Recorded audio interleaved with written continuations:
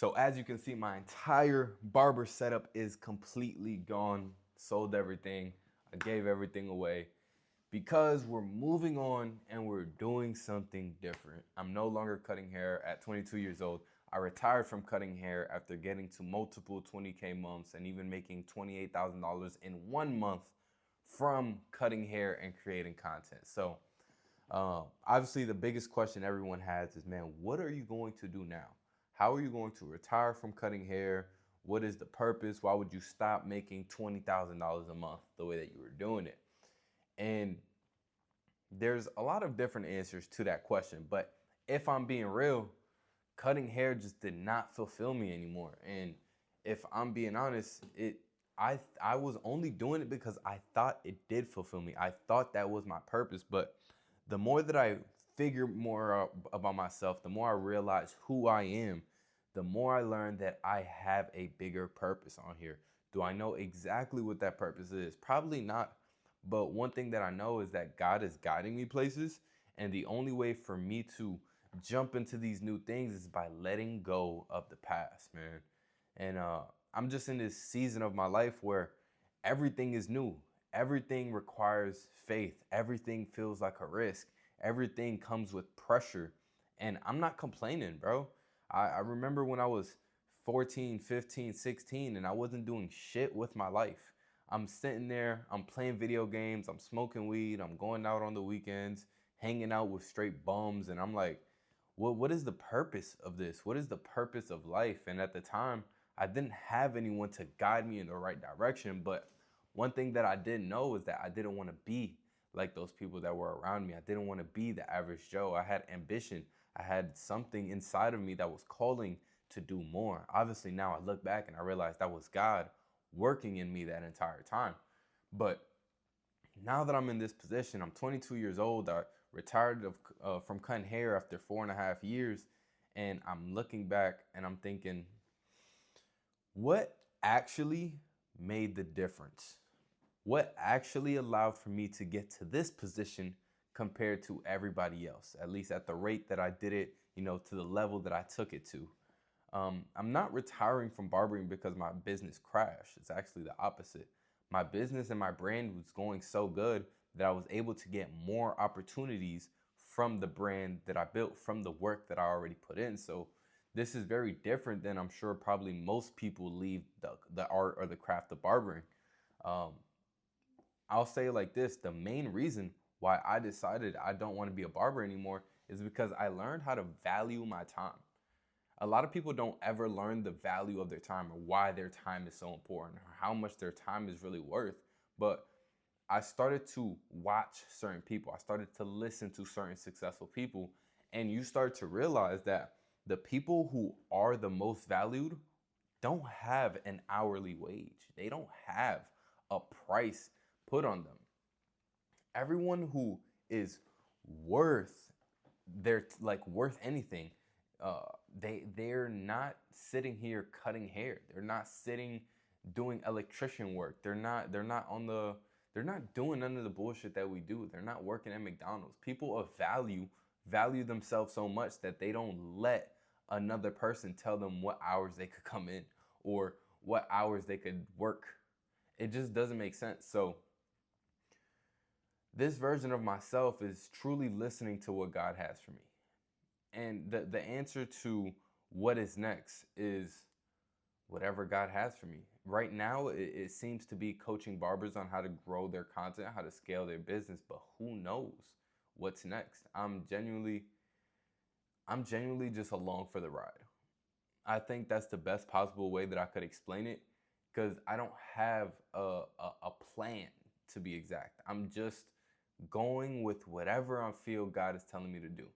I'm working on myself. I'm personally developing every single day. I'm hitting the gym. I'm reading my Bible. I'm building up my business. I'm working on my mental, on my mindset. I'm working on all of these things. Why? I do not know. I just feel this urge to continue to progress internally. And with that, whenever God throws something my way, I can easily maneuver however which way I need to. And to me, that's true preparation. That's like real. that's really how you prepare for success, because no matter what situation you're in, the internal is what's going to make that big difference. So for this video, what I really want to speak on is what's next and how did I get myself to this position, right?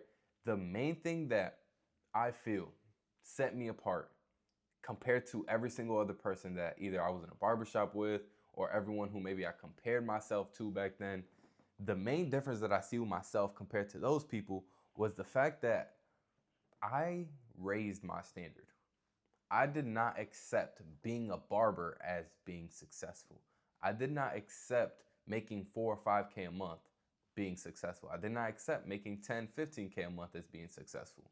And so because I didn't accept that, that automatically just became a standard. Okay, I made 10K this month. Now I got to uphold it. Now I got to do better. Okay, I made 20K this month. Okay, now I got to uphold it. Okay, now that I'm upholding it, okay, now I got to do better. So I just got to a point in life where I'm starting to realize, man, if I want to reach a certain level of success, all these people that I'm seeing on social media, that I'm seeing them taking over the industry, their industry, my industry, I'm seeing, okay, some people are staying right here, and then some people are leaving and taking a chance on something that has even bigger possibilities of ROI. So to me, I've always played it risky, not because I love risks, but because I hate complacency and I fear complacency. I fear not doing the things that's gonna move the needle. I fear that. And it's because that's what I grew up around, and I saw the way that these people truly live behind the scenes. And I could read people and I could see, even though they're putting on this persona, like they love life, like they've got it figured out, like they're doing what they want to do, I could see and I could read between the lines and I could see that these people aren't as happy as they say that they are.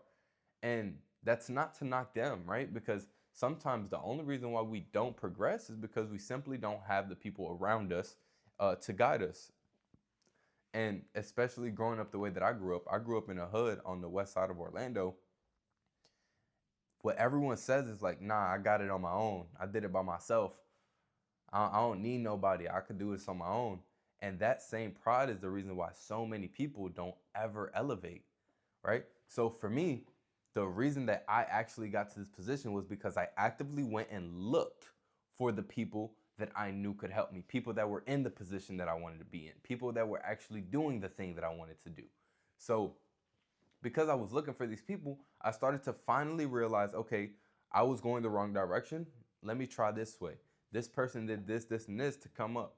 Okay, I found this person through content. Maybe I should start creating content.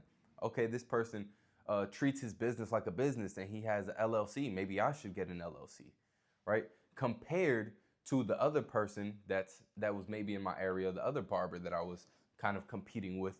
Maybe he was looking at the OG barber and he's like, man, he's doing 20 cuts a day. I want to do 20 cuts a day. Oh, this guy is selling drugs on the side and he's making good money. He's got the nice cars. I want to do what he's doing.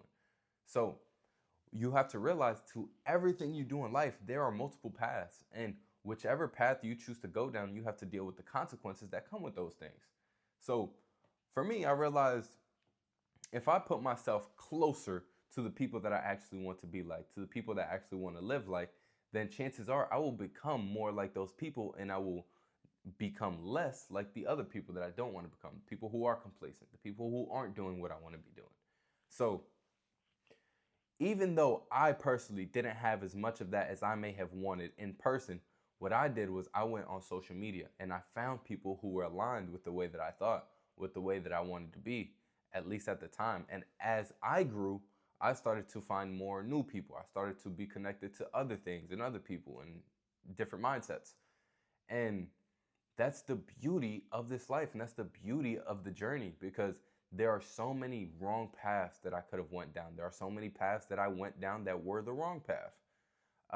But the good thing is that even the wrong paths can lead you back to the right paths. And the best way for you to know which path is good or bad is not by sitting there and analyzing every single thing, because every path always looks like, oh, it could be this. The difference is you just have to take action. You just have to take a step in that direction and walk it.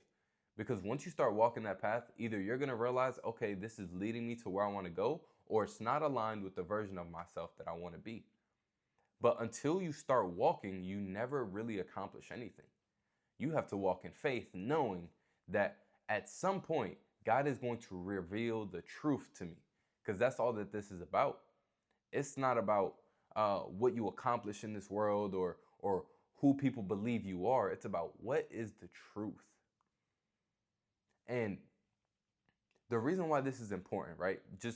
I'm talking about going and just taking relentless action and going down a path and committing to it. The reason why this is important is because so many people stay stuck at the crossroads. They see that there's two paths and they say, you know what? I don't want to go the wrong direction. So what I'm going to do instead is I'm going to stand right here. And that's the stupidest thing that you can do, because you still don't get any progression. Because even if you go the wrong way, there's still a path that leads you in the right direction.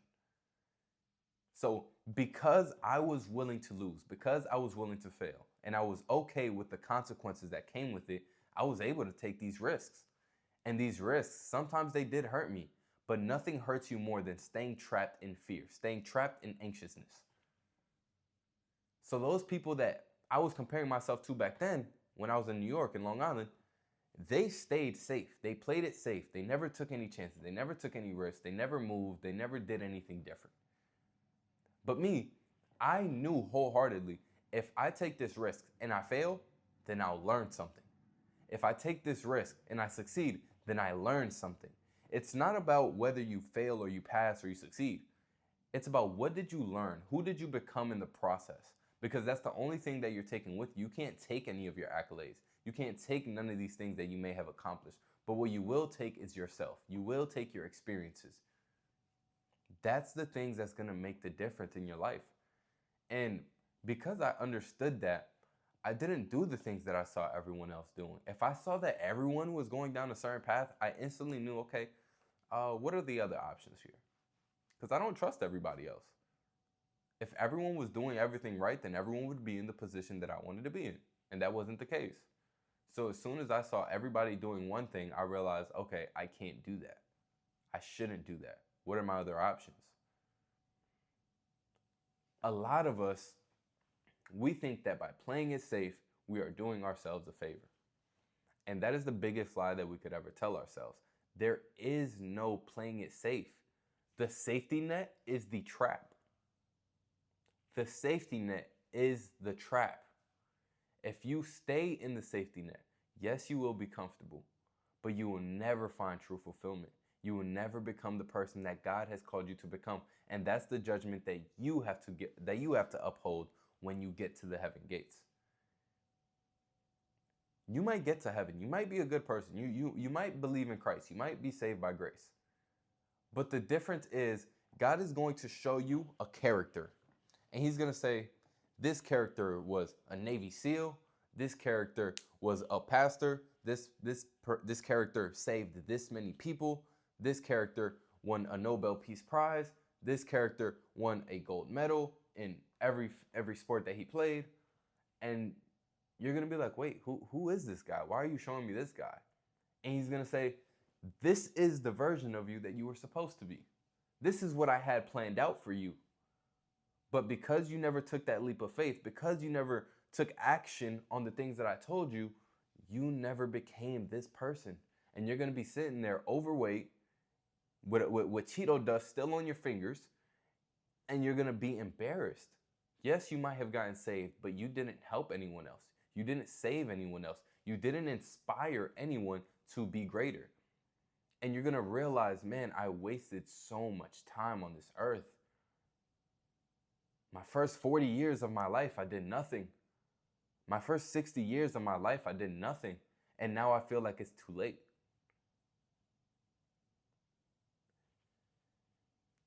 Things only change when things change. You cannot expect a different circumstance if you're putting in the same inputs. You cannot expect different outputs if you're putting in the same inputs. What you do determines what you get.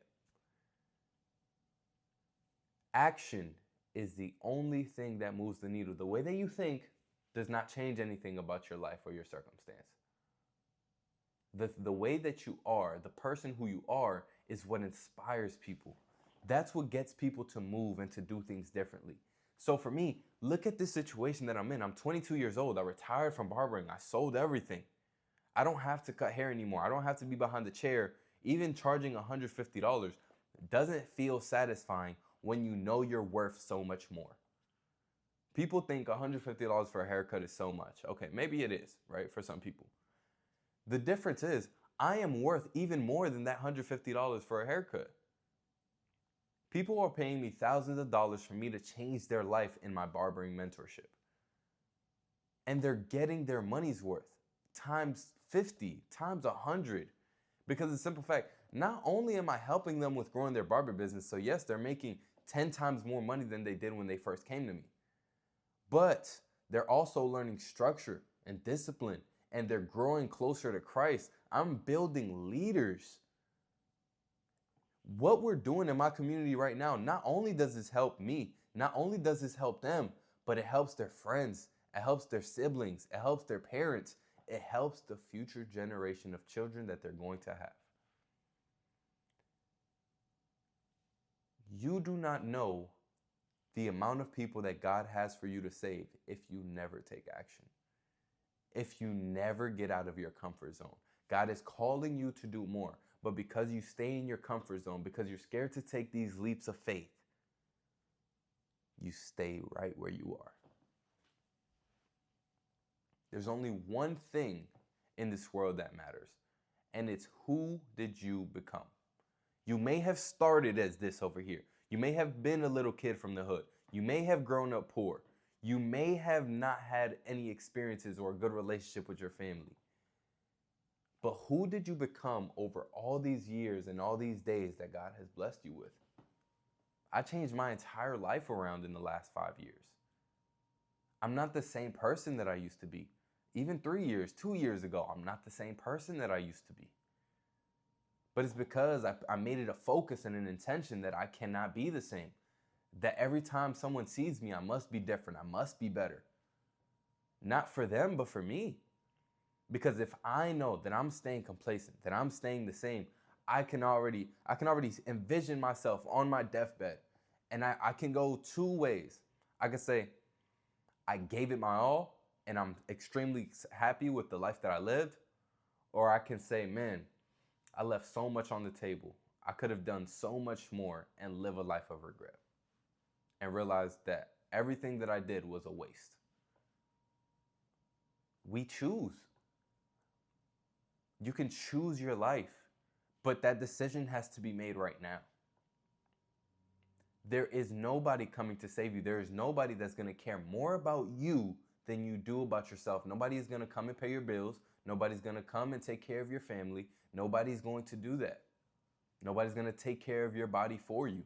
Nobody's going to grow your relationship with Christ for you.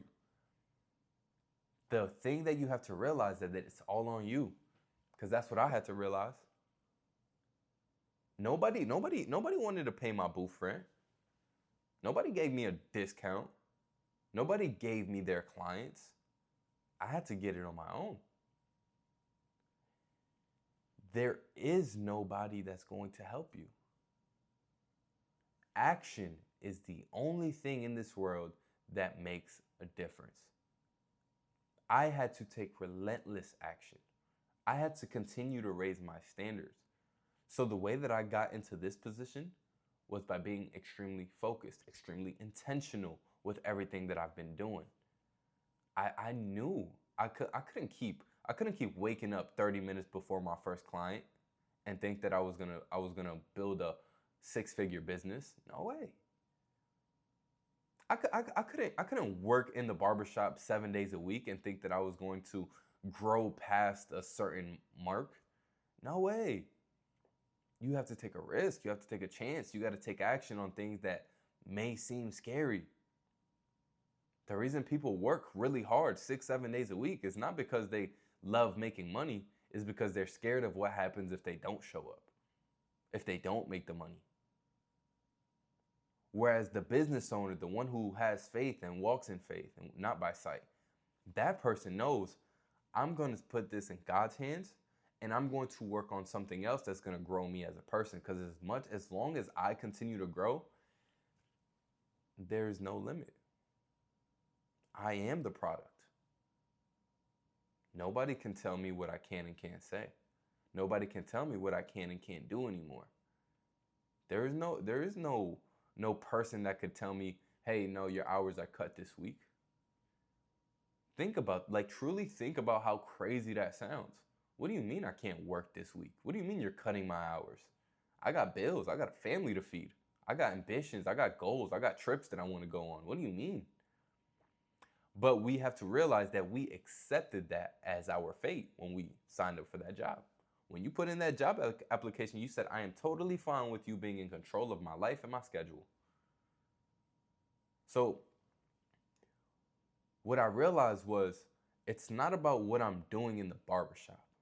I need to get away from what I'm doing in my full-time job, and I need to start focusing on what am I doing in my 5 to 9 and what am I doing from my 5 to 9.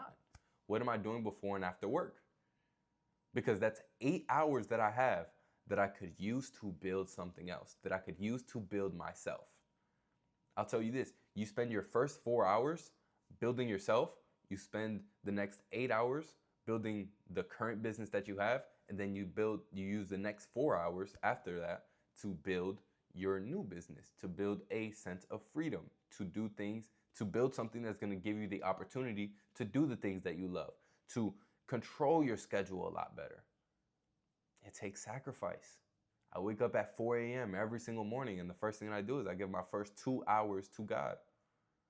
From 4 in the morning to 6:30, 6:15 a.m., I'm giving time to God. I'm reading my Bible, I'm journaling, I'm listening to worship music, I'm in prayer. And this is why, regardless of how the business does, highs or lows, suffering or blessing, I'm good. I'm good. The love that I feel from Christ, whether my business is at a high, whether my business is at a low, doesn't change. And all that does is it creates a firm foundation. Now, no matter what, my foundation is firm. I could lose everything, but as long as I have this, I have no worries because I know because I have this, I could build the rest back up. But a lot of people want to skip that part of it. A lot of people want to skip the work. A lot of people want to skip who you have to become. They just want to do the work and they want to have the stuff, but not realize that the Bible says you must be, then you do, then you have. Be, do, have. No one's going to come and do it for you. You must become. You must be disciplined. And until you make that a decision, not a choice, a decision, meaning that's the only option, you will not succeed.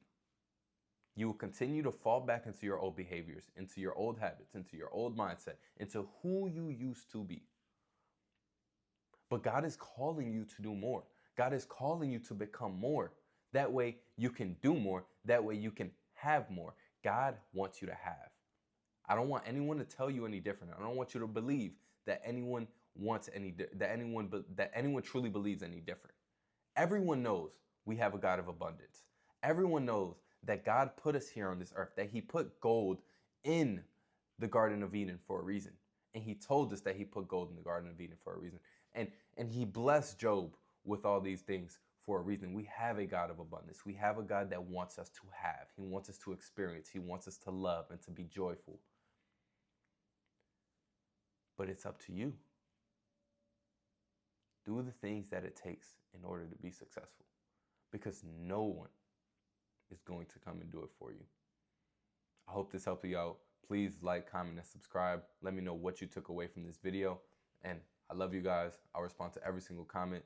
DM me on Instagram if you're looking to elevate your life and elevate your business. Love you.